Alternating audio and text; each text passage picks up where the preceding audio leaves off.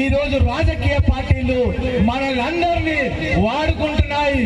నైచ్చలేగా ఇక తర్వాత బీసీల యుద్ధం రాష్ట్ర వ్యాప్తంగా పలు విధాలుగా పలు నాయకత్వాలుగా కొత్త నాయకత్వాలుగా మారి ఈ రోజు పలు శాఖలుగా తెలంగాణ రాష్ట్ర వ్యాప్తంగా అంటుకుంటుంది. ఖబర్దార్ రేవంత్ రెడ్డి సర్కార్ 24,000 మంది ప్రజాప్రతినిధులని చేయాల్సిన బాధ్యత మీ మీద ఉంది. అది దానితో పాటు బడ్జెట్ లో కూడా మా వాటా మాకెంతో తెలియాలి. అదే విధంగా గురుకులాలలో బీసీ గురుకులాల మీద వివక్ష ఉంది. ఇక్కడే గురుకులాల సెక్రటరీగా పనిచేసిన ప్రవీణ్ కుమార్ సార్ ఉన్నారు. సార్ సెక్రటరీగా ఉన్నప్పుడు ఎన్ని వసతులు ఎస్సీ ఎస్టీలకు ఉన్నాను. నేను ఎన్నో సార్లు ప్రతి గురుకులానికి వెళ్ళాను.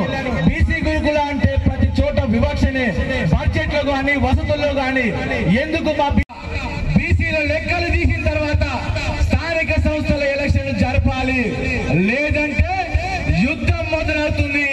ఈ కల్వకుర్తి గడ్డ నుండే యుద్ధం మొదలవుతుంది. ఈ కల్వకుర్తి గడ్డకి అతిపెద్ద చరిత్ర ఉంది.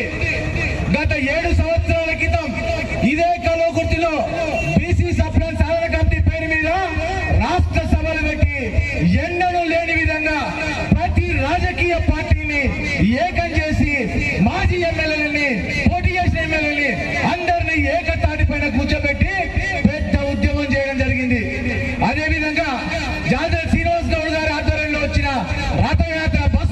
రథయాత్రని వానాకాలంలో వాన పడుతున్న 300 మందితో ధర్నా చేయడం జరిగింది.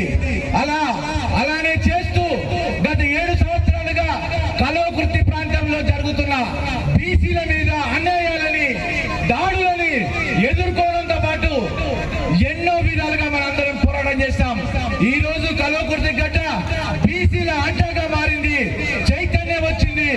ఎక్కడ కూడా ఒక బీసీని కులం పేరుతో గాని వారి వృత్తి పేరుతో గాని తిట్టే ధైర్యం చేసే పరిస్థితి లేకుండా కల్వకుర్తిలో మనందరం చేసుకోవడం జరిగింది.